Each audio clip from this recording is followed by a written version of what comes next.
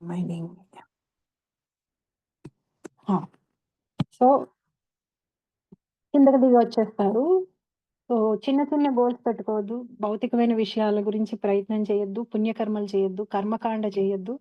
దానివల్ల లభించేటువంటి సుఖాలు చాలా టెంపరరీ.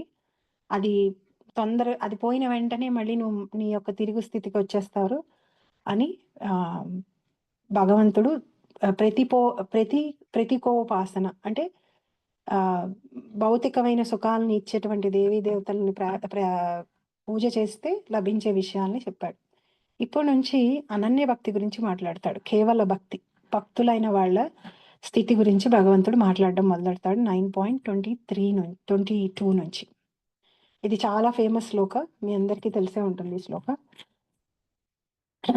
అనన్యాశ్చింతయంతో మాం ఏ జనా పర్యుపాసతే తేషాం నిత్యాభియుక్తానాం యోగక్షేమం వహామ్యహం. అనన్యాశ్చింతయంతో మాం ఏ జనా పర్యుపాసతే తేషాం నిత్యాభియుక్తానాం యోగక్షేమం వహామ్యహం. కానీ నా దివ్య రూపమును ధ్యానించుచు అనన్య భక్తిచే నన్ను సదా అర్చించు వారి యోగక్షేమములను నేనే వహింతును. వారికి లేని వాటిని సమకూర్చుదును, వారికి ఉన్న వాటిని రక్షింతును.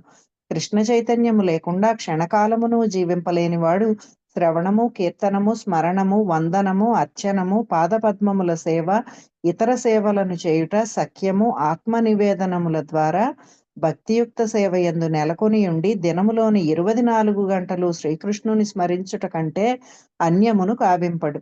అట్టి కార్యములన్నీయు భక్తుని ఆత్మానుభూతి యందు పరిపూర్ణుని కావింపగలవు. కనుకనే అవి సర్వ మంగళకరములు మరియు ఆధ్యాత్మిక శక్తివంతములై ఉండును. కనుక దేవాదిదేవుని సాంగత్యమును పొందుటయే అతని ఏకైక వాంఛ కాగలదు. అట్టి భక్తుడు నిస్సందేహముగా ఎట్టి అవరోధములు లేకుండా భగవానుని చేరగలడు. ఇదియే యోగమనబడును. భగవానుని కృపచే అట్టి భక్తుడు ఎన్నడును ఈ భౌతిక జీవన స్థితికి తిరిగిరాడు. క్షేమము అను పదము భగవానుని దయతో కూడిన రక్షణమును సూచించుచున్నది. భగవానుడు యోగ ద్వారా కృష్ణ చైతన్యమును పొందుటకు భక్తునకు తోడ్పడును. అతడు సంపూర్ణ కృష్ణ చైతన్యవంతుడైన పిమ్మట దుఃఖపూరితమైన బద్ధ జీవితమునకు తిరిగి పతనము చెందకుండా భగవానుడు రక్షించును. హరే కృష్ణ. అనన్యాశ్చింతయంతో మాం ఏ జనా పర్యుపాసతే తేషాం నిత్యాభియుక్తానాం యోగక్షేమం వహామ్యహం. అనన్యాశ్చింతయంతో మాం. ఈ శ్లోక మీనింగ్ ఎవరికైనా తెలుసా అండి? మామూలుగా ఇప్పుడు చదివాం కదా, మామూలుగా ఇంతకు ముందు తెలుసా? విష్ణు సహస్రనామంలో లాస్ట్ లో చదువుతాం కదా ఈ శ్లోక. చాలా మందికి శ్లోక వచ్చే ఉంటుంది.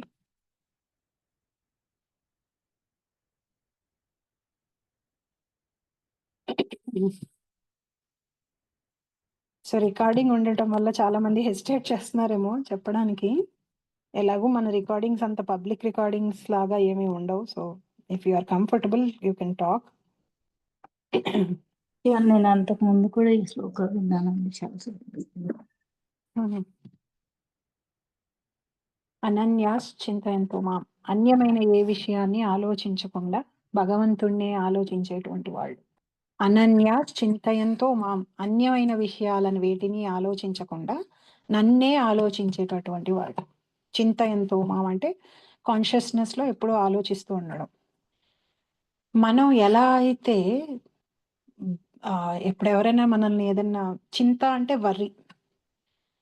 సో వర్రీ అయ్యే కెపాసిటీ మనకు ఉన్నప్పుడు మెడిటేట్ చేసే కెపాసిటీ కూడా మనకు ఉన్నట్టే. వర్రీ ఈజ్ నథింగ్ బట్ అయిపోయిన విషయం గురించి, లేకపోతే ఏదో చెడు జరుగుతుందేమోననే ఒక భయమైన ఆలోచన మీద మెడిటేట్ చేస్తూ ఉంటాం. వరి అంతకంటే ఏం లేదు. వరి కూడా ఒక ఫార్మ్ ఆఫ్ మెడిటేషనే, బట్ నెగిటివ్ థాట్స్ మీద, నెగిటివ్ థింగ్స్ మీద మెడిటేషన్. అక్కడ ఆబ్జెక్ట్ ఆఫ్ మెడిటేషన్ ఏంటి అంటే నెగిటివ్ థింగ్స్ అన్నమాట. అయిపోయిన విషయం గురించి ఆలోచిస్తూ ఉంటాం. ఎందుకంటే మనం అక్కడ ఏమీ చేయలేం కాబట్టి అయిపోయిన దాని గురించి వర్రీగా అనిపిస్తూ ఉంటుంది. లేకపోతే జరగని విషయం గురించి ఆలోచిస్తూ ఉంటాం. అంటే భవిష్యత్తులో ఏదో పోతుందనో, ఏదో రాదనో, లేకపోతే ఏదో అయిపోతుందనో. సో 2 సిచ్యువేషన్స్లోనూ మనం చేయగలిగింది ఏమి ఉండదు యాక్చువల్లీ. ఇంకా అవని దాని గురించి మనం ఏం చేయగలుగుతాం? ఏమీ చేయలేం. అది ఎలా ఉంటుందో కూడా మనకి తెలియదు. మనం ఎంత ప్లాన్ చేసుకున్నా కానీ మనం అనుకున్నట్టు ఉండకపోవచ్చు. మనకి ఎలా ఉంటుందో తెలియదు కాబట్టి ఇలా ఉంటుందేమో, అలా ఉంటుందేమో, ఇలాగే ఉండాలేమో, అలాగే ఉండాలేమో అని రకరకాలుగా ఆలోచిస్తూ ఉంటాం కాబట్టి అది మనకి స్ట్రెస్ క్రియేట్ చేస్తుంది. అది మనకి వర్రీ లాగా అయిపోతుంది. సో, అయిపోయిన విషయం గురించి ఎలా ఆలోచిస్తామంటే, ఇలా చేయకుండా ఉండవలసింది, అలా చేయాల్సింది, అయ్యో! అప్పుడే మానేయాల్సింది, అక్కడే నో చెప్పేయాల్సింది, అక్కడ అలా జరగకుండా ఉండాల్సింది, లేకపోతే వాళ్ళకి అప్పుడే సమాధానం చెప్పాల్సిందని అయిపోయిన విషయం గురించి ఆలోచిస్తూ ఉంటాం. అక్కడ కూడా చేసేది ఏమీ ఉండదు కాబట్టి అది కూడా మనకి వర్రీ లాగా అవుతుంది. సో, వర్రీ కూడా ఒక టైప్ ఆఫ్ మెడిటేషనే. బట్ ఏంటంటే రాంగ్ థాట్ మీద మెడిటేషన్ చేస్తున్నాం అనమాట. సో, ఎప్పుడైతే మనం వర్రీ చేయగలిగే కెపాసిటీ మనకుందో, మనం భగవంతుడి గురించి మెడిటేట్ చేయగలిగే కెపాసిటీ కూడా మనకున్నట్టే. చేయవలసిందల్లా ఏంటంటే, ఆ ఆబ్జెక్ట్‌ని మార్చాలి. అయిపోయిన విషయాలు, జరగని విషయాలు, మనల్ని బాధపెట్టే విషయాల గురించి ఆలోచన మానేసేసి, ఆ ఆలోచన ప్లేస్‌లో భగవంతుడి ఆలోచనని, మంచి ఆలోచనల్ని పెట్టుకోవాలి. పెట్టుకుంటూ ఉంటే అది పాజిటివ్ అఫర్మేషన్స్ లాగా పాజిటివ్‌గా మనకి వెళ్తూ ఉంటుందనమాట. సో, చాలామంది ఏమనుకుంటారంటే, నాకు మెడిటేట్ చేసే కెపాసిటీ లేదు, నేను భగవంతుడి గురించి ఎప్పుడూ ఆలోచించే కెపాసిటీ నాకు లేదు అని అనుకుంటూ ఉంటాం. ఆలోచన చేయకుండా ఎవ్వరు ఉండరసలు. ఏ జీవి కూడా ఆలోచనలనేవే లేకుండా ఉండరు. ఏదో ఒకటి ఆలోచిస్తూనే ఉంటారు. ఏం ఆలోచిస్తున్నాము అనేది చాలా ఇంపార్టెంట్ అనమాట. చాలామంది అక్కర్లేని విషయాల గురించే ఆలోచిస్తూ ఉంటారు. అక్కర్లేని విషయాలనే పట్టుకుని వేలాడుతూ ఉంటారు, బాధపడుతూ ఉంటారు, భయపడుతూ ఉంటారు. పాజిటివ్‌గా దేన్ని గురించి పాజిటివ్‌గా ఆలోచించే పీపుల్ చాలా తక్కువగా కనిపిస్తూ ఉంటారు. అది అంటే ఒక్కొక్కసారి మనకి జీవితంలో నిజంగా బాధపెట్టే విషయాలే ఉంటాయి. కానీ అవి జరిగిపోయిన తర్వాత, అవి అయిపోయిన తర్వాత వాటిని యాక్సెప్ట్ చేయడం తప్పితే మనం చేయగలిగేది ఏమీ ఉండదు. కానీ మనం యాక్సెప్ట్ చేయకుండా ఏం చేస్తూ ఉంటామంటే, దాన్ని మనం ఎలా ప్రివెంట్ చేసి ఉండవలసింది, ఎలా దీన్ని ఆపగలిగి ఉండవలసింది అని ఒకటే దాని గురించి ఆలోచించి గిల్ట్‌లోకెళ్ళిపోయి, స్ట్రెస్‌లోకెళ్ళిపోయి ఆహ్, కంప్లీట్‌గా డిప్రెషన్‌లోకెళ్ళిపోతూ, నెగెటివ్‌లోకి వెళ్ళిపోతూ ఉంటామనమాట. అలా కాకుండా ఆలోచన తీరుని గనక మార్చుకుంటే మనకి చాలా ఆహ్, పాజిటివ్‌గా వెళ్తుంది. వర్రీ ఈజ్ నథింగ్ బట్ మీరు తీసుకొని అప్పుకి మీరు వడ్డీ కడుతున్నట్టనమాట. ఎందుకని జరగని విషయాల గురించి ఆలోచిస్తుంటే అదే. అయిపోయిన విషయాల గురించి ఆలోచిస్తున్నా గూడా అదే. మీరు తీసుకోని అప్పుకి వడ్డీ కట్టడం అనేది చింతించటం, వర్రీ అవ్వడం అనేది. అలా కాకుండా పాజిటివ్‌గా గనుక మనం థింక్ చేస్తే, భగవంతుడి గురించి గనుక మనం థింక్ చేస్తూ ఉంటే, అది మనకి మేలు చేస్తుంది. మనల్ని ప్యూరిఫై చేస్తుంది. మన పాపాలని తగ్గిస్తుంది. తగ్గించి మనకి భగవంతుడి పట్ల ప్రేమ పెరిగేటట్టు చేస్తుందన్నమాట. సో, అనన్యాశ్చింతయంతో మాం. అన్యమైన విషయాల గురించి చింతించకుండా, మనసును వేరే వాటి మీద పెట్టకుండా, మనసుని నా మీదే ఉంచేటటువంటి వాళ్ళు ఏ జన పర్యుపాసతే, మనసుని నా మీదే ఉంచినటువంటి ఆ జనులు ఎవరైతే ఉన్నారో, ఉంచి ఏం చేస్తున్నారు? పర్యుపాసతే, నన్ను సేవిస్తున్నారు, నన్ను పూజిస్తున్నారు, నన్ను వర్షిప్ చేస్తున్నారు. ఎవరైతే అన్యమైన విషయాల మీద మనసుని పెట్టకుండా నా మీదే మనసును పెట్టి నన్ను పూజిస్తున్నారో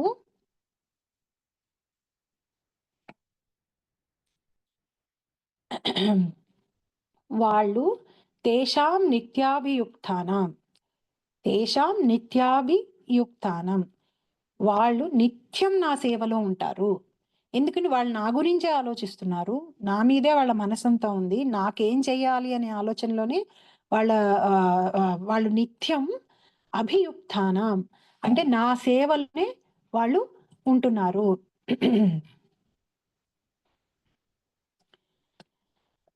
ఫిక్స్‌డ్‌గా ఉంటున్నారు. డిటర్మైన్డ్‌గా ఉంటున్నారు. ఎందుకని వాళ్ళ మనసు, హృదయంలో నేనే ఉన్నాను కాబట్టి తేషాం నిత్య, ఎప్పుడు ఏదో వాళ్ళకేదో కోరికలున్నప్పుడో, వాళ్ళు కష్టాల్లో ఉన్నప్పుడో, సెలవున్నప్పుడో, ఖాళీగా ఉన్నప్పుడో, ఏ పార్టీలు, ఫంక్షన్స్ లేనప్పుడో, ఇంట్లో ఏ బాధలు లేనప్పుడో, కష్టాలు లేనప్పుడో కాదు. ఎప్పుడూ వాళ్ళు నాతోటే ఉన్నారు. అభియుక్తానాం, నాతోటి కలిసి ఉన్నారు. అంటే నా ఆలోచనలతోటి ఉన్నవాళ్ళు. యోగక్షేమం వహామ్యహం. యోగం, క్షేమం. వాళ్ళకి వాళ్ళకి ఏవైతే ఆల్రెడీ మంచి లక్షణాలున్నాయో వాటిని నేను కాపాడుతాను. వాళ్ళకి లేని లక్షణాలని నేనిస్తాను. వాళ్ళ యోగ అంటే వాళ్ళకి కావాల్సినవి నేనిస్తాను. క్షేమం అంటే వాళ్ళని రక్షిస్తూ ఉంటాను. వాళ్ళకి ఏవైతే ఉన్నాయో వాటిని నేను రక్షిస్తూ ఉంటాను. అది ఈ శ్లోకం యొక్క అర్థం. చాలాసార్లు మనం చెప్తుంటాం యోగక్షేమం వహామ్యం అంటే నేను ప్రత్యక్షంగా వాళ్ళ ప్రొటెక్షన్లో ఉన్నాను, వాళ్ళ బాడీ గార్డ్లా ఉన్నాను, వాళ్ళకున్నవి రక్షిస్తూ వాళ్ళకి లేనివి సమకూరుస్తూ ఉంటాను. ఈ లేనివి సమకూర్చడం అనే విషయం వచ్చేటప్పటికి కేవలం భగవంతుడు కదండి ఆధ్యాత్మిక విషయాల గురించే సమకూరుస్తాడేమో, భౌతికమైన విషయాలను సమకూర్చడేమో అనే ఆలోచన మనకి రావచ్చు. అది కరెక్ట్. మాక్సిమం ఆధ్యాత్మిక విషయాల గురించి ఆ, ఆ, సహాయం చేస్తాడు. ఎందుకంటే వాళ్ళు ఎప్పుడు ఆయన గురించి ఆలోచిస్తున్నారు కాబట్టి వాళ్ళు ఆల్రెడీ ఆధ్యాత్మిక స్థితిలో ఉన్నారు. వాళ్ళు భౌతికమైన విషయాలను కోరుకోవట్లేదు, వాళ్ళు ఆల్రెడీ ఆధ్యాత్మిక స్థితిలో ఉన్నారు కాబట్టి భగవంతుడు వాళ్ళకి ఆధ్యాత్మికంగా ఆయనకి దగ్గర అవ్వడానికి, ఆయన్ని గుర్తు చేసుకోవడానికి, మోక్షానికి పొందడానికి, భక్తిలో స్థిరంగా ఉండడానికి, ఆయనకి సేవ చేసుకోవడానికి వాళ్ళకి అనుకూలంగా పరిస్థితుల్ని కనిపిస్తూ వాళ్ళ మనస్సుని స్థిరంగా ఉండేటట్టుగా చేస్తూ వాళ్ళకి సహాయపడతాడు ఆ స్వామి. కానీ భౌతికమైన శరీరంలో ఉన్నది కాబట్టి ఆ ఆత్మ భౌతికంగా కూడా రక్షిస్తాడు. భౌతికంగా ఎలా రక్షిస్తాడంటే వాళ్ళు ఆధ్యాత్మికంగా ఎదగగలిగేటట్టుగా, లేకపోతే వాళ్ళకి ఏమన్నా భౌతికమైన కోరికలు ఉండి అవి ఆధ్యాత్మిక జీవితానికి అడ్డొస్తుంటే గనక వాటిని కూడా తీర్చి రక్షిస్తాడు. నేను వాళ్ళ క్షేమాన్ని కోరుకుంటాను, వాళ్ళకి లేనివి ఇస్తాను అని అన్నప్పుడు కేవలం ఆధ్యాత్మిక విషయాలనే కనుక చెప్పేటట్టయితే ఇక్కడే మెన్షన్ చేసేవాడు స్పెసిఫిక్ గా భగవంతుడు. ఒకసారి వాళ్ళ బాధ్యత నేను తీసుకుంటాను అన్న తర్వాత అన్ని విషయాలని భగవంతుడే చూసుకుంటాడనమాట. కానీ కండిషన్ ఏంటి, ప్రీ కండిషన్ ఏంటి, ఎవరు తన గురించి ఎప్పుడు ఆలోచిస్తూ ఉంటారో వాళ్ళ గురించి వాళ్ళ బాధ్యతను నేను తీసుకుంటాను అని భగవంతుడు అంటాడు. సో మనకి ఎలా అనిపిస్తుంది అంటే ఇమ్మీడియట్ గా ఇక్కడ భగవంతుడు డిమాండ్ చేస్తున్నాడు తన గురించి ఆలోచించమని. అలా డిమాండ్ చేసి తన గురించి ఆలోచించిన వాళ్ళకే చేస్తున్నాడు అనే ఒక పక్షపాతం చూపిస్తున్నాడు అనే ఆలోచన చాలా మందికి వస్తుంది. అంటే వేరే వాటిని దేని గురించి ఆలోచించద్దు అంటున్నాడు, తన గురించి ఆలోచించమంటున్నాడు. సో ఇది ఒక బిజినెస్ అరేంజ్మెంట్ లాగా ఉంది. వేరే వాటిని వేటి గురించి మనల్ని ఆలోచించనివ్వకుండా తన గురించే ఆలోచించేటట్టుగా ఇది ఒక ఆబ్లిగేషన్ లాగా మనకి పెడుతున్నాడు అని మనం ఏదో ఒక బాధతోటో, కోపంతోటో, ఈర్ష్యతోటో ఉంటే ఆయన గురించి నిత్యం ఆలోచించలేం. మనం ఆ స్టేజ్కి వెళ్ళలేము ఎలాగూ. అంటే వేరే వాటిని ఆలోచించకుండా ఉండలేం. ఇక్కడ అనన్యశ్చింతయంతో మాం అంటే అర్థం ఏంటంటే మెయిన్ గా ఈ స్టేజ్కి రావడానికి కారణం అంటే తన భక్తులకి ఇది న్యాచురల్ గా అయిపోతుంది. ఎందువల్ల అంటే వాళ్ళకి మనసు నిండా హృదయం నిండా ఆయనే ఉంటాడు కాబట్టి వాళ్ళు వేరే దాని గురించి ఆలోచించమన్నా వాళ్ళు ఆలోచించలేరు అనమాట. ఆ స్టేజ్కి వాళ్ళు వెళ్ళిపోయి ఉన్నారు. అది కేవలం అనన్య చింతయంతో మాం అనేది ఆ శుద్ధ భక్తుల యొక్క ప్రేమకి ఒక ఎగ్జాంపుల్ అన్నమాట. ఇది భగవంతుడి రిక్వెజేషన్ కాదు. ఆ శుద్ధ భక్తులు ఎంతలా ఆయన్ని ప్రేమిస్తున్నారంటే వేరే దేన్ని ఆలోచించకుండా మనందరం కూడా ఏ వస్తువునైతే ఎక్కువగా ప్రేమిస్తూ ఉంటామో దాని గురించి ఎక్కువ ఆలోచిస్తూ ఉంటాం. సో ఇండైరెక్ట్ గా మనకి దేని మీద ప్రేమ ఉంది అని తెలుసుకోవాలంటే మనం ఎప్పుడు ఆలోచించే విషయం ఏదైతే ఉందో దాని మీద మనకి ప్రేమ ఉన్నట్టు అనమాట. అది అసలు ఇండైరెక్ట్ మనం ఎవరికి ప్రూవ్ చేయాల్సిన అవసరం లేదు. అది ఆబ్వియస్ రీజన్. మనం ఒక విషయం గురించి ఎక్కువగా ఆలోచిస్తున్నాం అంటే దాని మీద మనకి ప్రేమ ఉన్నట్టే. మనం నెగిటివ్ గా ఆలోచించినా, పాజిటివ్ గా ఆలోచించినా, ఇప్పుడు ఒకవేళ మనకి బాగా ఇష్టమైన విషయం జరగలేదనుకోండి, దాని గురించి వర్రీ అవుతూ ఉంటాం చూసారా, అప్పుడు కూడా మనకి దాని మీద ప్రేమ ఉన్నట్టే. దాని మీద ప్రేమ ఉండి అది కావాలని కోరుకుంటున్నాం కాబట్టి, అది జరగలేదు కాబట్టి మనం దాని గురించే ఆలోచిస్తున్నాం. సో మనకి వేరే ఎవ్వరూ కూడా ప్రూవ్ చేయాల్సిన అవసరం లేదు, మనం ఎవరికి ప్రూవ్ చేయాల్సిన అవసరం లేదు. మన ఆలోచనలు నిత్యం ఏ విషయం గురించి అయితే ఉన్నాయో ఆ విషయం మనకి అత్యంత ప్రియమైనది అని మనం అర్థం చేసుకోవాలి. సో ఈ శ్లోకం తన కేవల భక్తులు, తన శుద్ధ భక్తుల గురించి మాట్లాడుతున్నారు కాబట్టి వాళ్ళు ఆల్రెడీ ఆ స్టేజ్కి వెళ్ళిపోయి ఉన్నారు. వాళ్ళు మనసు నిండా భగవంతుడే ఉన్నాడు కాబట్టి వాళ్ళు వేరే ఏది చింతించకపోవడం అనేది వాళ్ళకి భగవంతుడు పట్ల ఉన్న ప్రేమని చూపించటానికి. సో ఈ ప్రపంచంలో కూడా జరిగేది అదే. అందరూ కూడా తమకు ప్రేమ ఉన్న విషయం పట్లనే ఎక్కువ ఆలోచిస్తూ ఎక్కువ చేస్తూ ఉంటారన్నమాట. సో కాన్స్టెంట్ గా భగవంతుడి గురించి ఆలోచించటం ఎలాగా? ఇప్పుడు ప్రస్తుతం మనం ఆ స్టేజ్ లో లేము. ఎందుకని? ఇంకా మన హృదయాలలో ఆయన మీద అంత ప్రేమ రాలేదు.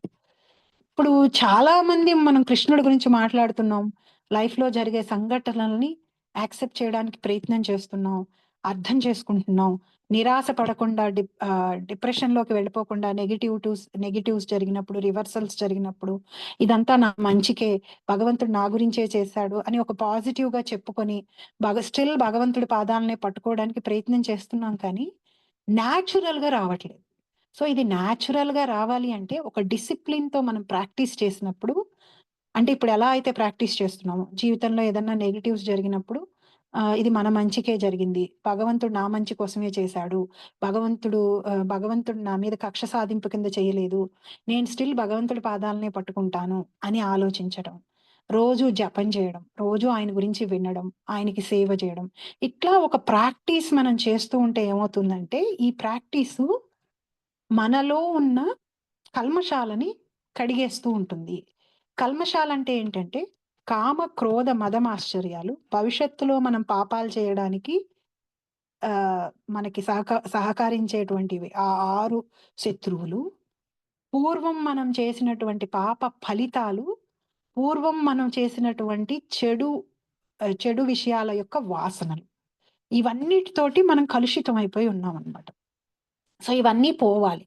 ఇవన్నీ పోయినప్పుడే మన మనసు శుభ్రమైనప్పుడు, మనకి మనం శరీరం కాదు అనే భావన స్థిరమైనప్పుడే, మనం ఆత్మ అనే విషయం ఎప్పుడైతే మనకి తెలుస్తూ ఉంటుందో న్యాచురల్ గా ప్రేమ వచ్చేస్తుంది మనకన్నమాట.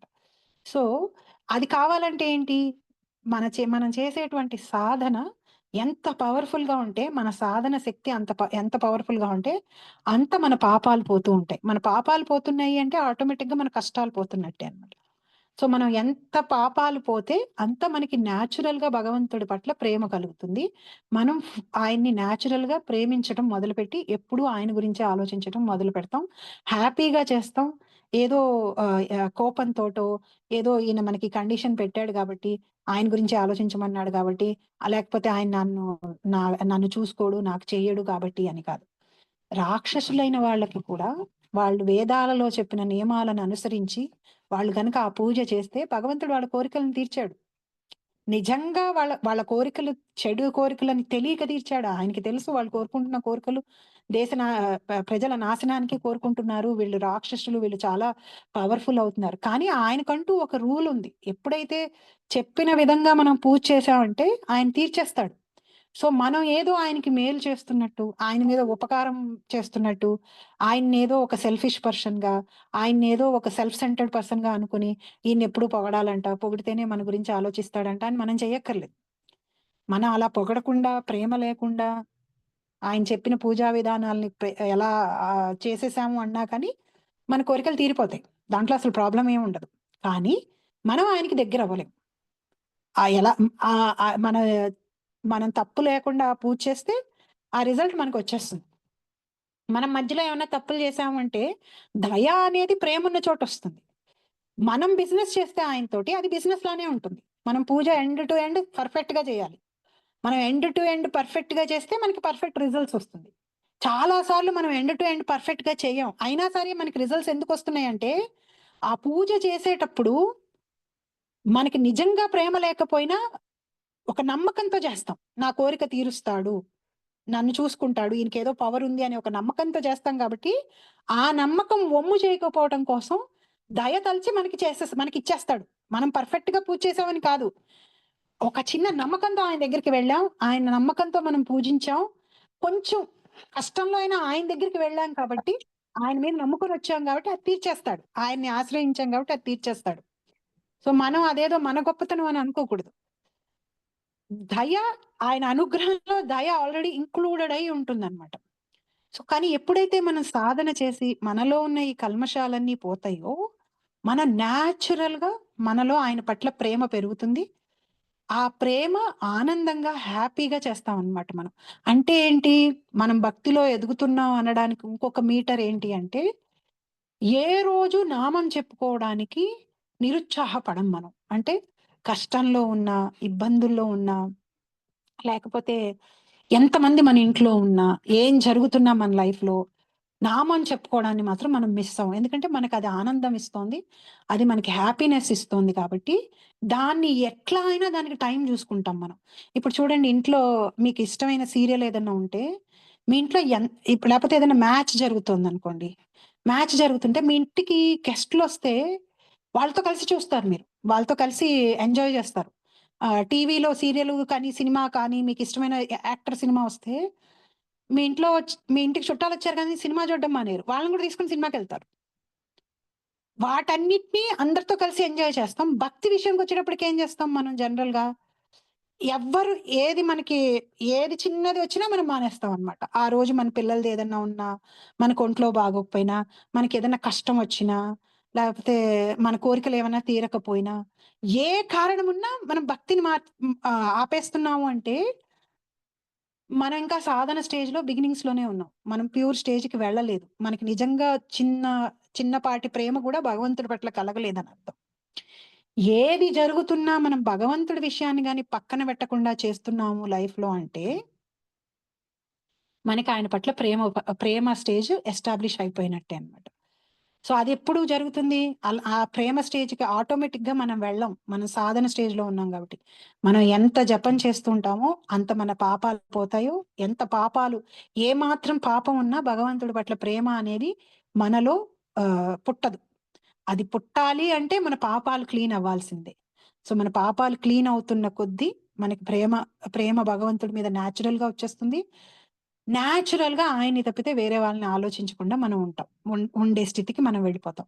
సో ఇది ఇక్కడ భగవంతుడు మనకు పెట్టేటువంటి ఆబ్లిగేషన్ కాదు, ఇది కేవలం రెసిప్రొకేషన్, ప్రతిస్పందన. ఇప్పుడు నేను ఒక చోటకి వెళ్ళాను అనుకోండి, నేనే కొంతమంది పిల్లలకి నేను క్లాసెస్ చెప్తున్నాను. నేను వెళ్ళంగానే కొంతమంది పిల్లలు పరిగెట్టుకుంటూ వచ్చి హగ్గిస్తారు. హగ్గిచ్చినప్పుడు నేను రిటర్న్ హగ్గిస్తాను వాళ్ళకి. రెసిప్రొకేషన్ అది. సో నేను ఈక్వల్ గా ఉండాలి, నువ్వు నా దగ్గరకు వచ్చి హగ్ ఇచ్చినా నేను నిన్ను తోసేస్తాను, వాళ్ళకి ఇవ్వలేదు కాబట్టి హగ్ నీకు ఇవ్వనని మనం అనం. మనకి దగ్గరకు వచ్చి హగ్ ఇచ్చిన వాళ్ళకి మనం వాళ్ళని కూడా ప్రేమగా హగ్ చేసుకుంటాం. అదే నువ్వు ఈక్వల్ గా లేవు, నువ్వు అందరికి హగ్ ఇవ్వలేదంటే వాళ్ళు హగ్ కోరుకోలేదు, వాళ్ళు ఎక్కడో వాళ్ళ ఆటలో వాళ్ళు ఉన్నారు.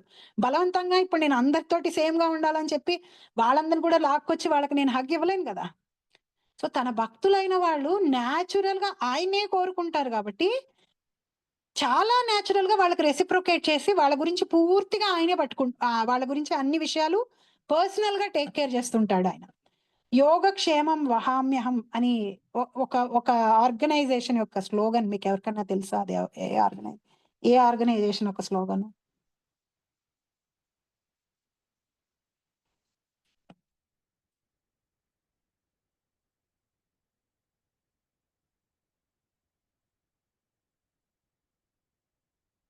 ఎవరికైనా తెలుసా అండి?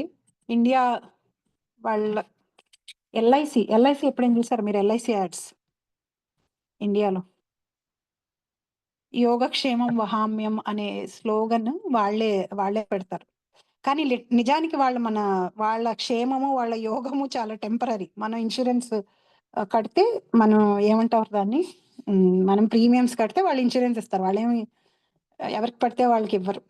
కానీ వాళ్ళు ఆ స్లోగన్ పెట్టుకుంటారు, యోగక్షేమం అనే స్లోగన్. ఎల్ఐసి స్లోగన్ అది, యోగక్షేమం అనేది. మనం కట్టిన డబ్బుని మనం పోయిన తర్వాత మన వాళ్ళకి ఇస్తారు, మనకు కూడా ఇవ్వరు. మనం పోయిన తర్వాత మన వాళ్ళకి ఇస్తారు. అంటే మనకి సంబంధించిన వాళ్ళ క్షేమాన్ని వాళ్ళు చూసుకుంటూ ఉంటారు. నిజానికి యోగక్షేమం వహామ్యం, నిజమైన ఇన్సూరెన్స్ ఇచ్చేటట్టు వాడు భగవంతుడు అనమాట. సో మన రియల్ ఇన్సూరెన్స్, మనం ప్రీమియం ఎక్కడ కట్టాలి అంటే భగవంతుడికి కడితే ప్రీమియము ఖచ్చితంగా మన యోగక్షేమాలని ఆయన చూసుకుంటాడు. మనం భయపడాల్సిన అవసరం లేదు. మనకి రెండే విషయాల్లో భయం ఉంటుంది ఎప్పుడు, నాకున్నది పోతుందేమో, నాకు ఫలానాది లేదేమో. ఈ రెండు విషయాల్లో మనకి భయం ఉంటుంది. చాలా మటుకు ఉన్నది పోతుందేమో అనే భయం చాలా ఎక్కువగా ఉంటుంది. ఇంకోటి ఏదో లేదేమో, రాదేమో, ఉండదేమో అనే భయం కూడా ఉంటుంది. నేను భవిష్యత్తులో సిక్ అయిపోతానేమో, భవిష్యత్తులో నాకు జాబ్ ఉండకపోతే, ఉద్యోగాలు లేకపోతే ఇబ్బంది పడతానేమో, పిల్లల వల్ల ఇబ్బంది పడతానేమో అనే భయం. ఈ రెండింటిని తన ఇన్సూరెన్స్ ద్వారా కవర్ చేసేది కేవలం భౌతికంగానే కాదు, ఆధ్యాత్మికంగా కూడా మనకి ఇన్సూరెన్స్ ఇచ్చేటువంటి వాడు భగవంతుడు. సో నిజమైన యోగక్షేమం వహామ్యహం అనే పదం భగవంతుడికి చెందింది. సో ఇక్కడ ఏమంటున్నాడంటే, నేనయ్యా ఇన్సూరెన్సు. ప్రీమియం ఏంటి అంటే కేవలం నా మీద భక్తితో ప్రేమతో ఉంటే చాలు, అది మనం కట్టాల్సిన ప్రీమియం అన్నమాట. మనం ఆయన మీద ప్రేమతో ఉండడం అనేది మనం కట్టేటువంటి ప్రీమియము. భగవంతుడు మనకి ఇచ్చేటువంటి ఇన్సూరెన్స్ ఏంటి అంటే మనకున్న వాటిని ప్రిజర్వ్ చేసి మనకి లేని వాటిని సమకూర్చడం. ఇవి భగవంతుడు చేసేటువంటి ప్రీమియమ్స్. చాలా మంది భక్తుల జీవితాల్లో, శుద్ధ భక్తుల జీవితాల్లో, పెద్ద పెద్ద వాళ్ళ జీవితాల్లో మనం దీన్ని గమనించుంటాం. రామదాసు, త్యాగరాజు, శ్రీల ప్రభుపాద్ వీళ్ళందరి జీవితాల్లో ₹40 అమెరికా రావడానికి సాహసం చేయగలగడం అనేది ప్రభుపాద్ చేసినటువంటి most adventurous thing actually.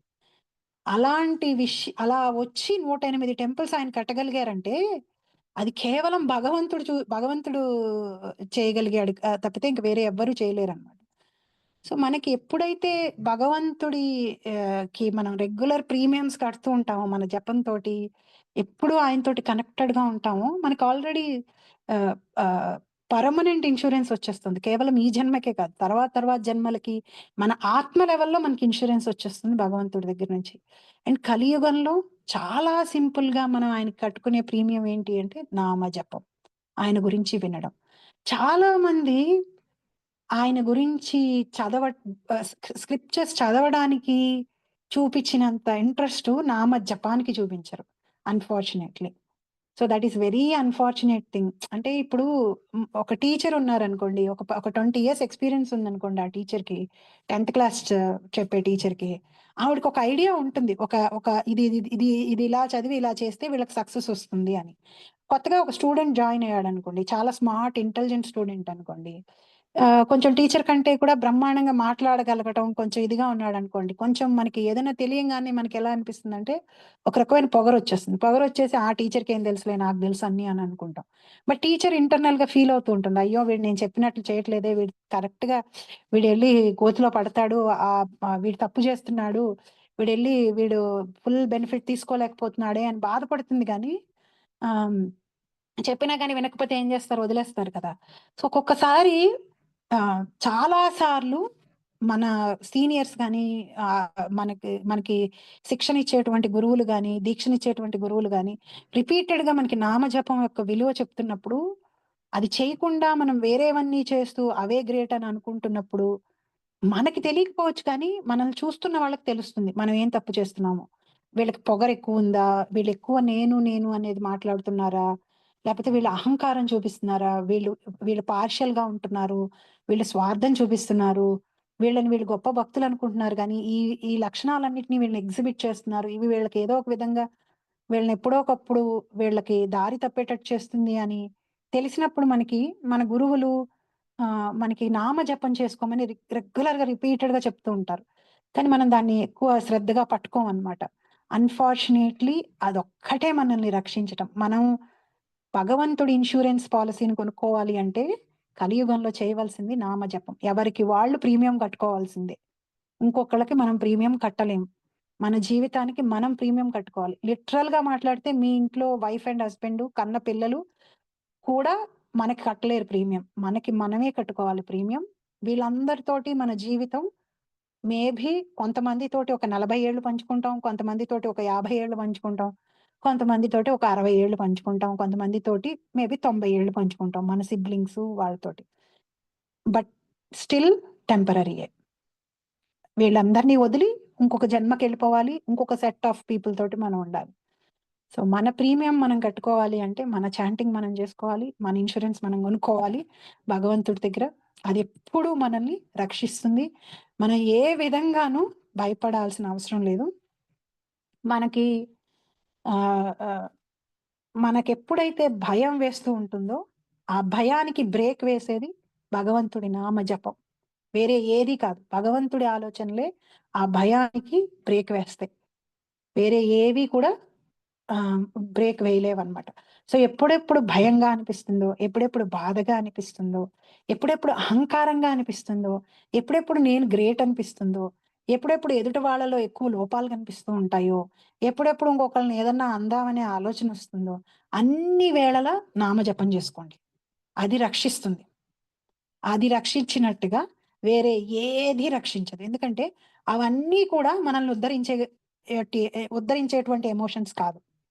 నేనిందాక list చేసిన ఎమోషన్స్ అన్నీ కూడా మనల్ని ఏదో ఒక పాపం చేయడానికి ఎంకరేజ్ చేసే ఎమోషన్స్‌నే కానీ, మనం భగవంతుడికి దగ్గర తీసుకెళ్ళే ఎమోషన్స్ కానప్పుడు, వాటన్నిటికి అడ్డుకట్ట వేయాలంటే, వాటికి బ్రేక్ వేయాలంటే చేయాల్సిందేంటంటే, భగవంతుడి గురించి ఆలోచించడం, భగవంతుడి నామ జపాన్ని చెప్పుకోవడం.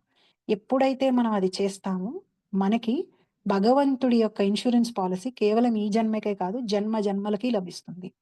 ఎటర్నిటీ, భక్తి ఎటర్నిటీ. సో అనన్యాశ్చింతయంతో మాం ఏ జనా పర్యుపాసతే. ఎవరైతే అన్యమైన విషయాలు మనసులో పెట్టుకోకుండా నన్నే మనసులో పెట్టుకొని నాకు సేవ చేస్తూ నాకు పూజ చేస్తూ ఉంటారో తేషాం నిత్యాభియుక్తానం. సో చాలా మంది ఏమంటారు, నాకు చాలా భక్తి ఉందండి, కానీ లేచి ఒక నామం చెప్పుకోరు, ఒక సేవ చేయరు, ఏమీ చేయరు. భక్తి ప్రేమ ఉన్న చోట సేవ ఆటోమేటిక్ గా ఫాలో అయిపోతుంది. సో అది సేవలోకి రావట్లేదు అంటే మనకు అంత భక్తి ప్రేమ లేనట్టు అర్థం అన్నమాట. తేషాం నిత్యాభియుక్తానాం యోగక్షేమం వహామ్యహం. వాళ్ళకి లేనివి ఇస్తూ వాళ్ళకి ఉన్నవి నేను సమకూరుస్తూ ఉంటాను. వాళ్ళకు ఉన్నవి రక్షిస్తూ వాళ్ళకి లేనివి సమకూరుస్తూ ఉంటాను. ఆధ్యాత్మికంగా, భౌతికంగా అన్ని రకాలుగా నేను వాళ్ళకి పర్సనల్ గా వాళ్ళ కేర్ తీసుకుంటూ ఉంటాను. ఎందుకంటే వాళ్ళు పర్సనల్ గా నన్నే కోరుకుంటూ ఉంటారు కాబట్టి. నా దగ్గరికే వస్తూ ఉంటారు ప్రతి చిన్నదానికి. నాతోటే ఉంటూ ఉంటారు. నేనే కావాలంటూ ఉంటారు కాబట్టి వాళ్ళని నేను చూసుకుంటాను. కృష్ణ చైతన్యము లేకుండా క్షణకాలము జీవింపలేనివాడు శ్రవణము, కీర్తనము, స్మరణము, వందనము, అర్చనము, పాదపద్మములు, సేవ, ఇతర సేవలను చేయుట, సఖ్యము, ఆత్మనివేదనల ద్వారా భక్తియుక్త సేవందు నెలకొని ఉండి దినములో 24 గంటలు శ్రీకృష్ణుని స్మరించుట కంటే అన్యము కావింపడు. 24 గంటలు వాళ్ళకి భగవంతుడి మీదే ప్రేమ ఉంటుంది. కొంతమందికి అట్లా ఎట్లా అండి, ఇది మరీ బాగోలేదు అంటారు మీరు. కానీ మీరు ఎప్పుడైనా చూస్తే కొంతమంది క్రికెట్ లవర్స్ ని కానీ లేకపోతే ఫుట్బాల్ లవర్స్ ని కానీ లేకపోతే ఏదైనా యాక్టర్ లవర్స్ కానీ చూసారంటే వాళ్ళు 24/7 వాళ్ళ గురించి ఆలోచిస్తూ ఉంటారు. ఎక్కడికి వెళ్ళినా వాళ్ళ గురించే మాట్లాడుతుంటారు. ఎవరితో అయినా వాళ్ళ గురించే దెబ్బలాడుతూ ఉంటారు. వాళ్ళ విషయాలు డిస్కస్ చేస్తూ ఉంటారు. సో అలాంటి 24/7 ఒక విషయం గురించి ఆలోచించగలిగే శక్తి మనలో ఉంది. అది భగవంతుడి మీద లేదంతే. భక్తులైన వాళ్ళకి అది భగవంతుడి మీద ఉంది అంతే. అట్టి కార్యములనియు భక్తుని ఆత్మానుభూతి అందు పరిపూర్ణము కావింపగలవు. కనుకనే అవి సర్వమంగళకరములు మరియు ఆధ్యాత్మిక శక్తివంతులై ఉన్నాయి. కనుక దేవాది దేవుని సాంగత్యమును పొందుటయే అతని ఏకైక వాంఛ కాగలదు. అట్టి భక్తుడు నిస్సందేహముగా ఎట్టి అవరోధములు లేకుండా భగవానుని చేరగలడు. ఇదే యోగం అనుపడను. భగవానుని కృపచే అట్టి భక్తుడు ఎన్నడూను ఈ భౌతిక జీవన స్థితికి తిరిగిరాడు. క్షేమము అను పదము భగవానుని దయతో కూడిన రక్షణము సూచించుచున్నది. అంటే దయతో కూడిన రక్షణ అంటే అర్థం ఏంటి? ఆయన రక్షణ ఇచ్చేయటం, ఆయన రక్షణకి ఏం కావాలో అది మనం చేయకపోయినా ఆయన మన మీద కరుణతో దయతో ఆ రక్షణ మనకి ఇచ్చేస్తాడనమాట. మనకి అది దానికి అర్హత లేకపోయినా మనకి క్వాలిఫికేషన్ లేకపోయినా ఆయన దయతో మనల్ని ఎప్పుడూ రక్షిస్తూ ఉంటాడు. భగవానుడు యోగ ద్వారా కృష్ణ చైతన్యము పొందుటకు భక్తునకు తోడ్పడును. అతడు సంపూర్ణ కృష్ణ చైతన్యవంతుడైన పిమ్మట దుఃఖపూరితమైన బద్ధ జీవితమును తిరిగి పతనము చెందకుండా భగవానుడు రక్షించును. అంటే ఇందాక చెప్పినట్టు ఆధ్యాత్మికంగా కూడా వాళ్ళని రక్షిస్తాడు. ఇప్పుడు తను కొంతకాలం తన భక్తిలో నామం చెప్పుకుంటూ ఉండి ఏదో కారణం చేత పక్కదారి పట్టేశాడు అనుకోండి, వాళ్ళని అలా వదిలేడు భగవంతుడు. వాళ్ళని ఎలాగోలాగా మళ్ళీ మార్గంలోకి పెట్టడానికి ప్రయత్నం చేస్తాడనమాట. వాళ్ళకి ఆధ్యాత్మికంగా, భౌతికంగా 2 విధాలుగా కూడా రక్షణ కల్పిస్తాడు స్వామి.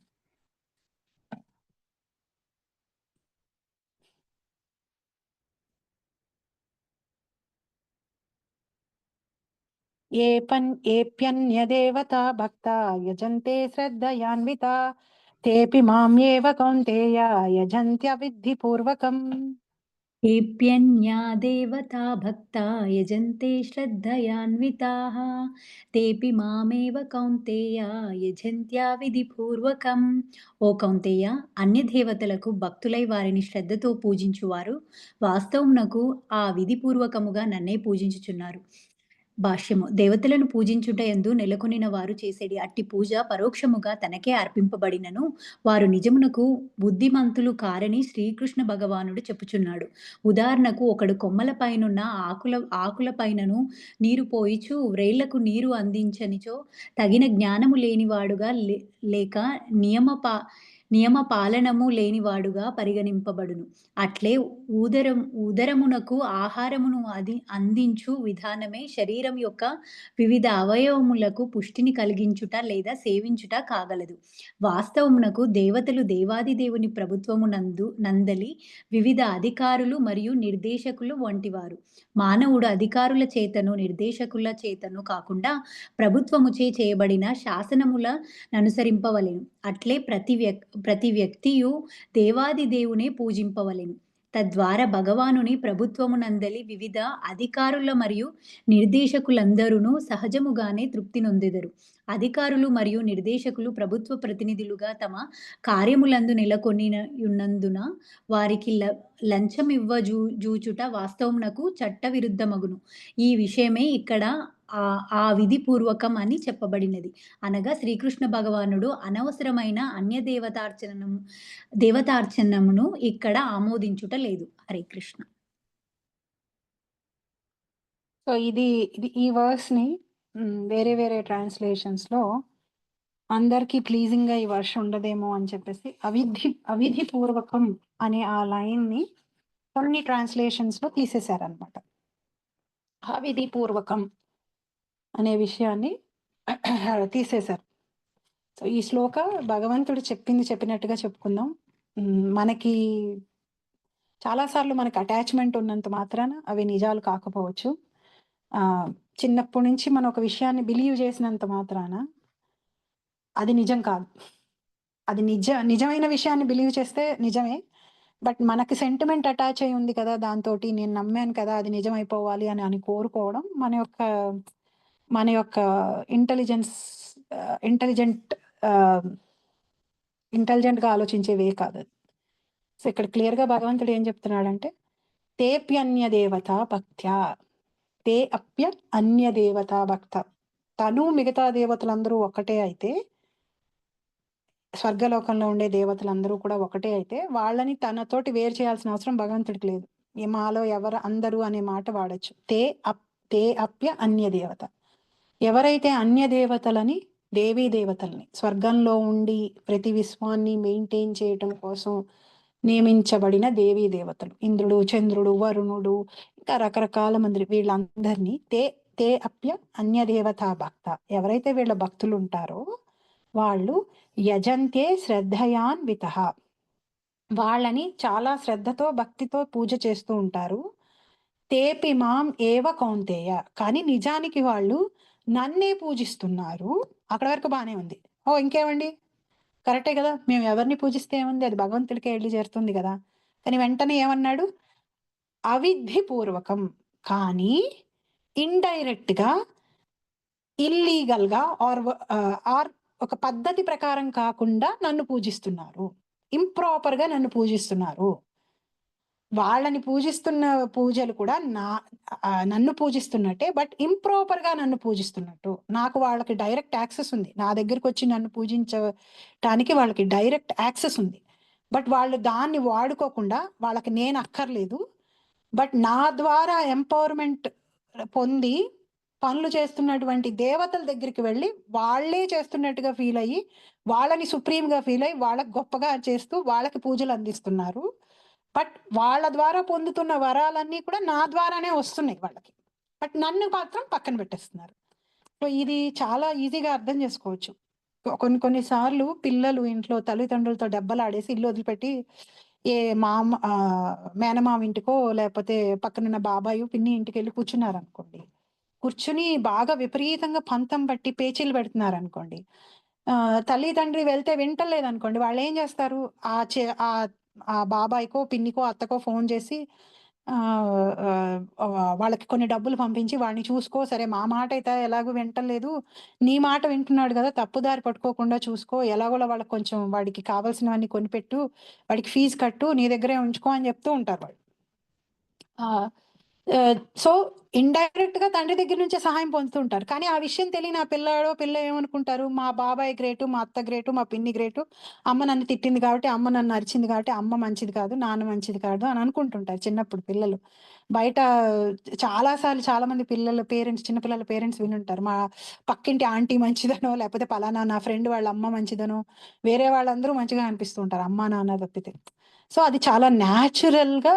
సో ఇప్పుడు వాళ్ళ ఇంటికెళ్ళి కూర్చుని వాళ్ళు పెట్టినంత మాత్రం వీళ్ళు ఇస్తేనే వాళ్ళు చేస్తూ ఉంటారు.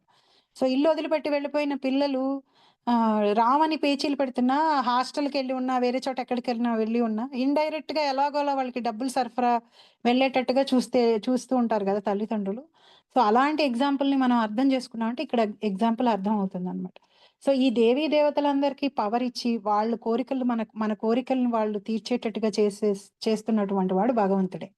సో ఇక్కడ ఇదే విషయాన్ని 7.2023లో ఒకసారి చెప్పాడు స్వామి. ఇక్కడ ఇంకొంచెం ముందుకు వెళ్ళి ఏం చెప్తున్నాడంటే, వీళ్ళు పూజ చేస్తున్నారు నాకే, కానీ ఇండైరెక్ట్ గా పూజ చేస్తున్నారు. సో అవిధి పూర్వకంగా రూల్స్ ఫాలో అవ్వకుండా వీళ్ళు పూజ చేస్తున్నారు. సో మనకి బాగుంటుంది అందరూ ఒక్కటే అనే ఫీలింగ్ మనకి బాగుంటుంది, కానీ కాదు.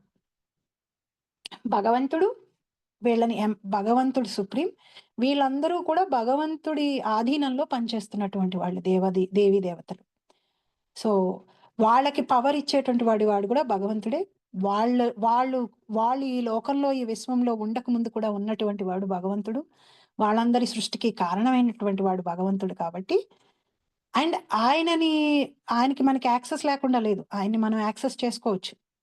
ఒకవేళ ఆయన్ని మనం పక్కన పెట్టేసి వేరే వాళ్ళ ద్వారా మన కోరికల్ని మన విషయాల్ని మనం తీర్చుకుంటుంటే మనం ఇండైరెక్ట్ గా చేస్తున్నాం. అది మనకి డైరెక్ట్ గా చేయడానికి అవకాశం ఉన్నా కానీ మనం ఇండైరెక్ట్ గా చేస్తున్నాం కాబట్టి, మనం ఆయన్ని కోరుకోవట్లేదు కాబట్టి మనం ఆయన్ని పొందాం. ఎవరినైతే పూజిస్తున్నామో వాళ్ళనే మనం పొందుతాం. సో అందుకని ఒక మిస్కన్సెప్షన్ అయితే పక్కన పెట్టేసేయాలి. నేను ఇంద్రుణ్ణి పూజిస్తాను, కానీ నేను ఒకసారి నేను కృష్ణలోకానికి వెళ్తాను అనుకుంటే మాత్రం రాంగ్. మనం ఇంద్రుణ్ణి పూజిస్తే ఇంద్రలోకానికే వెళ్తాం, చంద్రుణ్ణి పూజిస్తే చంద్రలోకానికే వెళ్తాం, కృష్ణుని పూజిస్తే కృష్ణుడి లోకానికి వెళ్తాం. అంటే నేను ఎవరినైనా పూజిస్తాను, నేను అన్ని లోకాలకి వెళ్ళగలను, ఎవరి దగ్గరికైనా వెళ్ళగలను అనే ఒక ఆలోచన మనకుంటే దాన్ని మనం తీసేసుకోవాలి. హైదరాబాద్ నుంచి చెన్నైకి వెళ్ళాలన్నప్పుడు చెన్నై టికెట్ కొనుక్కుంటే చెన్నై ట్రైన్ ఎక్కితే చెన్నైయే వెళ్తాం, అక్కడి నుంచి బెంగళూరు వెళ్ళాం మనం. బెంగళూరు వెళ్ళాలంటే బెంగళూరు ట్రైన్లో కూర్చోవాలి, బెంగళూరు టికెట్ కొనుక్కోవాలి. It is as simple as that. నేను ఇంద్రుడిని పూజిస్తాను, చంద్రుడిని పూజిస్తాను, కానీ నేను వైకుంఠానికి వెళ్తాను, నారాయణ దగ్గరికి వెళ్తాను, నేను రామలోకానికి వెళ్తాను, నేను కృష్ణుడిని పొందుతాను అంటే అది జరగని పని. ఎవరిని పూజించి ఎవరిని శ్రద్ధగా భక్తితో జపం చేసుకుంటామో ఆ లోకానికే మనం వెళ్తాం. ఆ క్లారిటీ మనకు ఉండాలి. ఓ కైంతేయ, అన్య దేవతలకు భక్తులై వారిని శ్రద్ధతో పూజించువారు వాస్తవమునకు అవిధి పూర్వకంగా నన్నే పూజించుచున్నారు. దేవతలను పూజించుటయందు నెలకొన్న వారు చేసేది అట్టి పూజ పరోక్షముగా తనకే అర్పింపబడినను వారు నిజమునకు బుద్ధిమంతులు కారని శ్రీకృష్ణ భగవానుడు చెప్పుచున్నాడు. ఉదాహరణకు ఒకడు కొమ్మల పైనను ఆకుల పైనను నీరు పోచు వేళ్లకు నీరు అందించనిచో తగిన జ్ఞానము లేనివాడుగా లేక నియమపాలన లేనివాడిగా పరిగణింపబడును. అంటే చెట్లకి ఆకులకి వేరుకి నీళ్లు పోస్తే ఆటోమేటిక్ గా కొమ్మలు ఆకులు అన్నీ కూడా సెట్ అయిపోతాయి. కానీ మనం వేళ్ళకి నీళ్లు పోయకుండా ఒట్టి ఆకులకి పోస్తుంటే అక్కడే మన తెలివేంటో మనకి క్లియర్ గా తెలుస్తూ ఉంటుంది అనమాట. అట్లే ఉదరమునకు ఆహారం అందించువాడు విధానమే శరీరం యొక్క వివిధ అవయవములకు పుష్టిని కలిగించుట లేదా సేవించుట కాగలదు. వాస్తవమునకు దేవతలు దేవాది దేవుని ప్రభుత్వమునందలి వివిధ అధికారులు మరియు నిర్దేశకులు వంటి వారు. మానవుడు అధికారుల చేతను నిర్దేశకుల చేతను కాకుండా ప్రభుత్వము చేయబడిన శాసనములను అనుసరింపవలను. అట్లే ప్రతి వ్యక్తియు దేవాది దేవుని పూజించవలను. తద్వారా భగవానుని ప్రభుత్వమునందలి వివిధ అధికారులు మరియు నిర్దేశకులు అందరూ సహజముగానే తృప్తి నొందురు.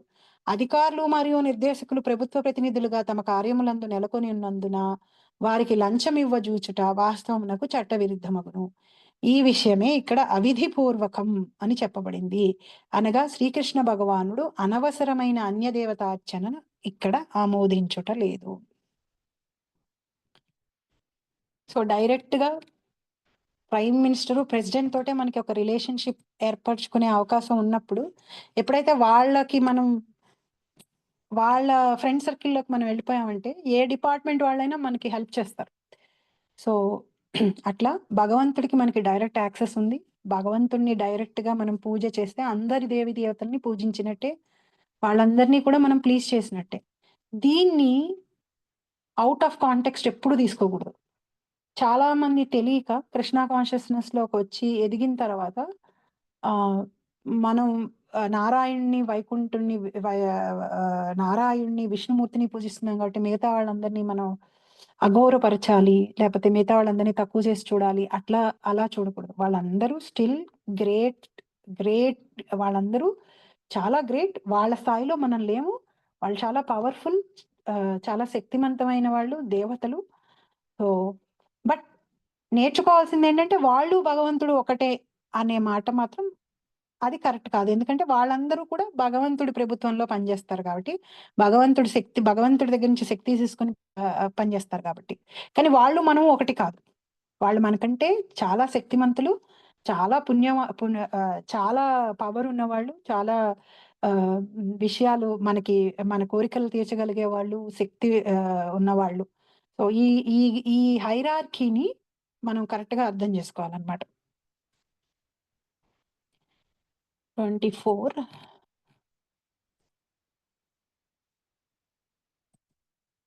అహం హి సర్వయజ్ఞానాం భోక్తా చ ప్రభురేవ చ న తు అభిజానాతి తత్వేనాతశ్చ్యవంతి తే చ్యవంతి తే.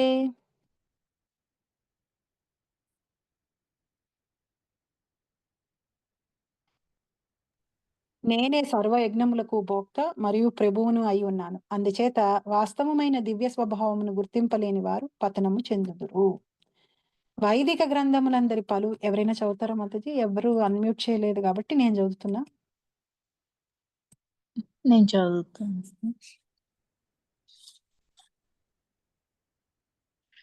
వైదిక గ్రంథములందు పలు విధములైన యజ్ఞాచరణములు నిర్దేశింపబడి ఉన్నను.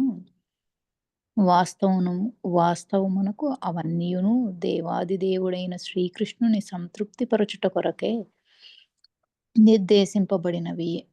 బడినవని ఇక్కడ స్పష్టముగా చెప్పబడినది. యజ్ఞమనగా విష్ణువు.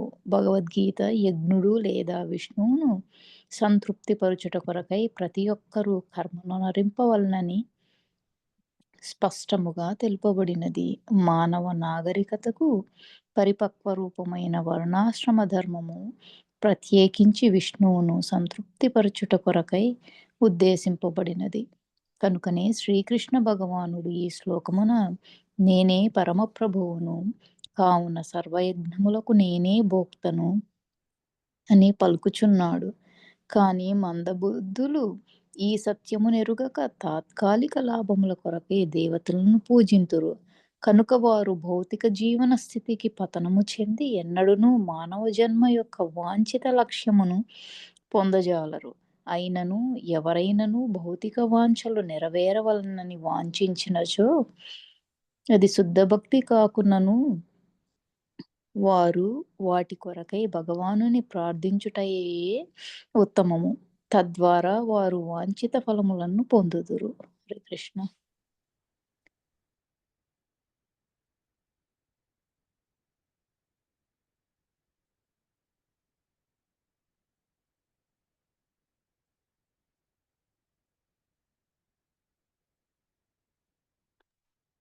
ఇది 20 నుంచి మీరు ఒక సీక్వెన్స్ గనుక గమనిస్తే ఎంత చక్కగా ఈ వర్సెస్‌ని భగవంతుడు చేసుకొచ్చాడు అనేది, నేను ఈ సీక్వెన్స్‌ని చాలా క్లాసెస్‌లో, అంటే నా సాటర్డే ఉన్న 2 క్లాసెస్‌లో ప్రతి చోట ఎక్కడ నేను భగవద్గీత చెప్పినా ఈ పాయింట్ నేను చాలా ఎక్కువ స్ట్రెస్ చేస్తూ ఉంటాను. భగవంతుడు ఎంత అందంగా ఈ భగవద్గీతలోని శ్లోకాలని మాట్లాడాడు అని. 2021లో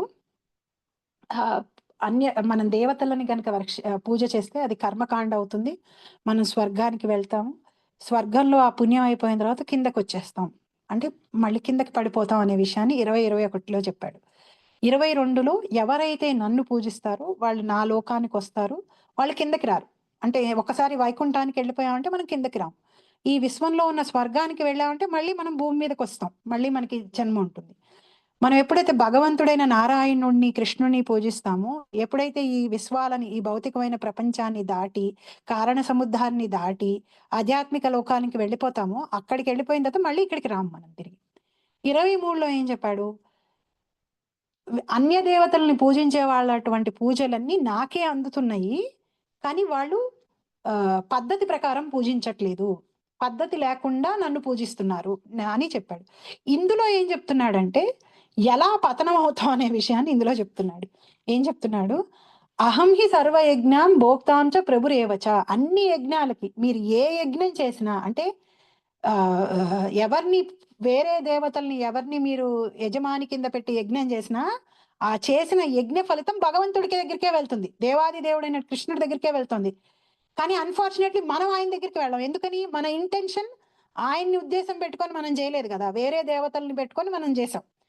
అహం హి సర్వయజ్ఞం భోక్తాచ ప్రభురేవచ. అన్ని యజ్ఞాలకి భోక్తను నేనే, వాటి యొక్క ఫలితం నాకే వస్తుంది. ప్రభురేవచ, వాటన్నిటి యొక్క ప్రభువుని కూడా నేనే. ఏ యజ్ఞం చేసినా సరే వేరే దేవతల పేర్లు చెప్పి చేస్తున్నా కానీ అవి అన్ని చెందేటువంటిది నాకే. నతు మాం అభిజానంతి, నాతు మాం అభిజానంతి, నేనే సర్వయజ్ఞములకు భోక్తను మరియు ప్రభువుని అయి ఉన్నాను. అందుచేత నా వాస్తవమైన దివ్య స్వభావమును గుర్తింపలేని వారు పతనము చెందుదురు. ఎవరైతే భగవంతుడి యొక్క దివ్య సార్వభౌమత్వ స్థితిని తెలుసుకోలేకుండా ఉంటున్నారో, నతు మాం అభిజానంతి తత్వేనా తస్యవ్యంతితే, ఎవరు తత్వాన్ని తెలుసుకోలేకుండా నేను దేవాది దేవుడైనటువంటి వాడిని అని తెలుసుకోకుండా నన్ను తమలో ఒకళ్ళగా చూసుకుంటూ, మనిషిగానే చూసుకుంటూ, వేరే వాళ్ళతోటి సమానంగా చూస్తూ వ్యవహరిస్తూ ఉంటారో వాళ్ళు పతనం అయిపోతూ ఉంటారు, వాళ్ళు కిందకి పడిపోతూ ఉంటారు, వాళ్ళు మనుషు జన్మల నుంచి కిందకి వెళ్ళిపోతూ ఉంటారు అని భగవంతుడు చెప్తున్నాడు.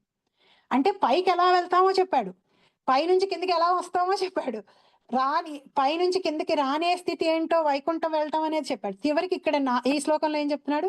ఎలా పడిపోతాము, ఎలా మనం మానవ జన్మల నుంచి కూడా పడిపోతాం అనేది ఎప్పుడైతే భగవంతుడి యొక్క దివ్యత్వాన్ని, దివ్య స్వరూపాన్ని గ్రహించక మనం వ్యవహరిస్తూ ఉంటాము, అపచారాలు చేస్తూ ఉంటాము, మన పతనం మొదలైపోయినట్టే. నతుమాం అభిజానంతి తత్వేనాతస్స శ్వయంతితే. ఎవరైతే తన యొక్క దివ్యత్వాన్ని తెలుసుకోకుండా వ్యవహరిస్తూ తన్ని భగవంతుడు దేవాది దేవుడు దివ్యమైనటువంటి వాడు, తన కర్మలు జన్మ దివ్యమైనవనే విషయాలు తెలుసుకోకుండా కృష్ణుణ్ణి అలవోకగా మనల్ని కృష్ణుడితో పోల్చుకుంటూ, మనం చేసే చెత్త పనులన్నిటినీ రాసలీలలతో పోల్చుకుంటూ, చేసే దొంగతనాలన్నిటినీ కృష్ణుడితో పోల్చుకుంటూ తేలిగ్గా మాట్లాడేస్తూ అపచారాలు చేసేస్తూ ఉంటామో వాళ్ళ పతనం మొదలైపోతుంది. అంటే చాలా మందికి తెలియకుండా కృష్ణుడి పట్ల ఒక ఈర్ష్యని, ద్వేషాన్ని ప్రదర్శిస్తూ ఉంటారనమాట. అది ఎప్పుడైతే మనం చేస్తూ మొదలు పెట్టేస్తామో అది గనక మనలో పెరిగిపోయింది అంటే మన పతనం మొదలైపోయినట్టే అనే విషయాన్ని ఇక్కడ చెప్తున్నాడు అనమాట. వైదిక గ్రంథములందు 10 విధములైన యజ్ఞాచారంలో నిర్దేశింపబడి ఉన్నాను. వాస్తవమునకు అవన్నీ దేవాది దేవుడైన శ్రీకృష్ణుని సంతృప్తి పరచుట కొరకే నిర్దేశింపబడి ఉన్నాయి. ఇప్పుడు స్పష్టంగా చెప్పబడింది. అందుకే మీరు ఎక్కడైనా ఏ ప్రీస్ట్ అయినా సర్వం శ్రీకృష్ణార్పణమస్తు, సర్వం శ్రీకృష్ణార్పణమస్తు, సర్వం శ్రీకృష్ణార్పణమస్తు అంటారు, ఎంత పెద్ద యజ్ఞం చేసినా గాని. ఎందుకంటే అన్ని యజ్ఞాలకి భోక్త ఆయనే అన్నమాట. యజ్ఞం అనగా విష్ణువు, భగవద్గీత యజ్ఞుడు లేదా విష్ణువు సంతృప్తి పరచుట కొరకే ప్రతి ఒక్కరూ కర్మను అనుసరింపవలనని స్పష్టంగా తెలుపబడింది.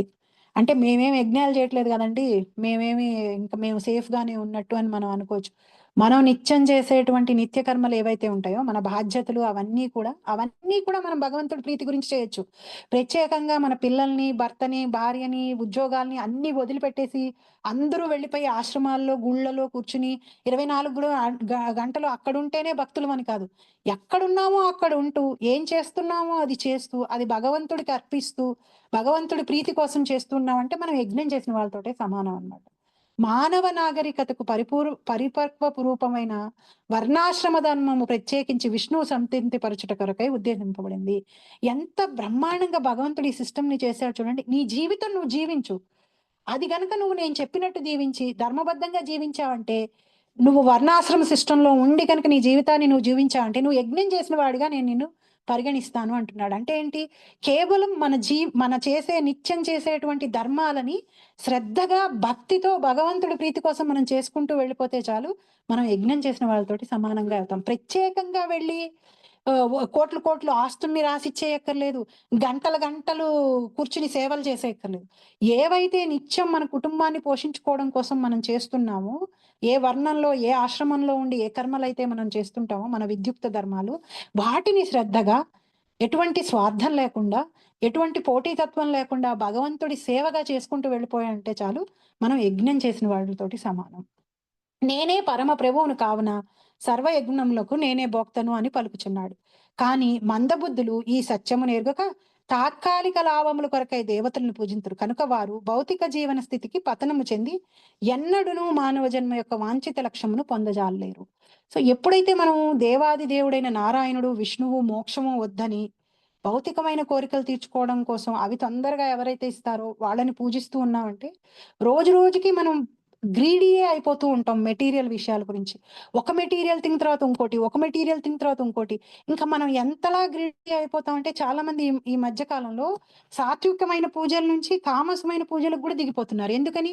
నాకు రాజ్యం కావాలి అంటే, సపోజ్ రేపు పొద్దున ఎవరన్నా ఇచ్చి నువ్వు నీకు బోల్డ్ ఆస్తి వస్తుంది, నువ్వు పలానా వాళ్ళని గనక బలిచ్చావంటే మనం ఎంత స్వార్థపరులు అయిపోతున్నాం అంటే, అలా బలి ఇవ్వడానికి కూడా సిద్ధపడిపోతున్నాం.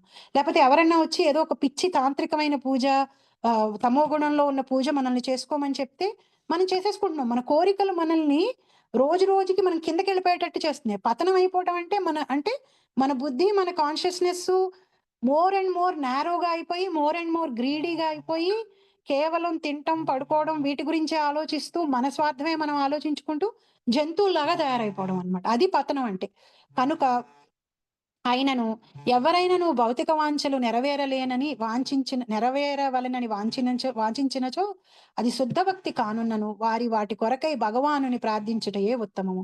తద్వారా వారి వాంఛిత ఫలములు పొందుదురు. ప్రభుపాద ఎంత బ్రహ్మాండంగా భాగవతంలోని వర్స్ ఇక్కడ కోట్ చేశారు. లాస్ట్ టైం నేను కోట్ చేశాను వర్స్ ఇది. నేను గ్రూప్ లో కూడా పంపించాను. మనది శుద్ధ భక్తి కాకపోయినప్పటికీ కూడా మనం విష్ణుమూర్తిని, నారాయణుణ్ణి, భగవంతుణ్ణి గనక మనం ఆశ్రయిస్తే కనీసంలో కనీసం మనం పతనము అన్నమాట. అలా కాకుండా శాస్త్రంలో చెప్పనటువంటివి, తమో గుణంలో చెప్పినటువంటి పూజల్ని మనం చేసుకుంటూ వెళ్ళిపోయాము అంటే మన యొక్క భౌతికమైన వాంఛలు ఇంకా పెరిగిపోయి మనం మానవ శరీరాన్ని నుంచి కిందకి వెళ్ళిపోయి జంతు శరీరాలకు వెళ్ళిపోయే ఛాన్సెస్ ఉంది. మనకి ఎన్ని భౌతికమైన కోరికలు ఉన్నా ఆయన్ని అప్రోచ్ అవడమే మనకి సేఫెస్ట్ బెట్ అన్నమాట. మనల్ని కాపాడుకుంటూ మనల్ని సేఫ్గా మనల్ని గట్టెక్కిస్తాడు. ఇప్పుడు పిల్లలకు కూడా మనం చెప్తాం కదా, నువ్వు ఏదైనా తప్పు చేసినా నాకు చెప్పు ఫస్ట్. ఎంత లేదన్నా తల్లి తండ్రి ఫస్ట్ అరిచి కోప్పడినా గానీ పిల్లలు చేసిన తప్పుకి వాళ్ళని దానిలోంచి ఎలా బయటపడేయాలి, వాళ్ళకి ఎంత మేలు చేయాలి, వాళ్ళని ఎలా రక్షించాలి అనేది ఆలోచిస్తారు. కానీ నేను వీళ్ళు నాశనం అయిపోవాలి అని ఎవరు ఆలోచించరు. అదే విధంగా భగవంతుడు కూడా ఏంటి అంటే, ఇప్పుడు అదే పిల్లవాడు ఎవరైనా బయట వాళ్ళని అప్రోచ్ అయ్యాడు అనుకోండి, వాళ్ళు అంత సెల్ఫ్లెస్ గా, అంత ప్రేమగా ఉంటారనేది మనం గ్యారంటీ ఇవ్వలేము. యాక్చువల్లీ వాళ్ళు దాన్ని అడ్వాంటేజ్ కి వాడుకోవచ్చు, మిస్యూజ్ చేసుకోవచ్చు. సో మనకి ఎన్ని కోరికలు ఉన్నా, ఏ కోరికలు లేకపోయినా, మనది శుద్ధ భక్తి అయినా కాకపోయినా భగవంతుడి పాదాలని ఆశ్రయించటం వల్ల ఒక సేఫ్టీ అయితే మనకుంది. మనం మనుష్య జన్మల్లోనే కనీసం కంటిన్యూ అవుతాం. లేని పక్షంలో జంతు శరీరాల్లోకి వెళ్ళిపోయే ఛాన్సెస్ ఎక్కువైపోతాయి. మనకి భౌతికమైన కోరికలు పెరిగిపోయి, గ్రీడీనెస్ పెరిగిపోయి. సో వండర్ఫుల్ గా 20 నుంచి 24 వరకు ఈ బంచ్ చూసారంటే 23-24 వరకు మనకి అర్థమవుతుంది అన్నమాట. ఇక్కడికి ఆపుతాను మాతాజీ, సంతోజీస్. ఎవరికైనా ఏమన్నా క్వశ్చన్స్ కానీ కామెంట్స్ కానీ?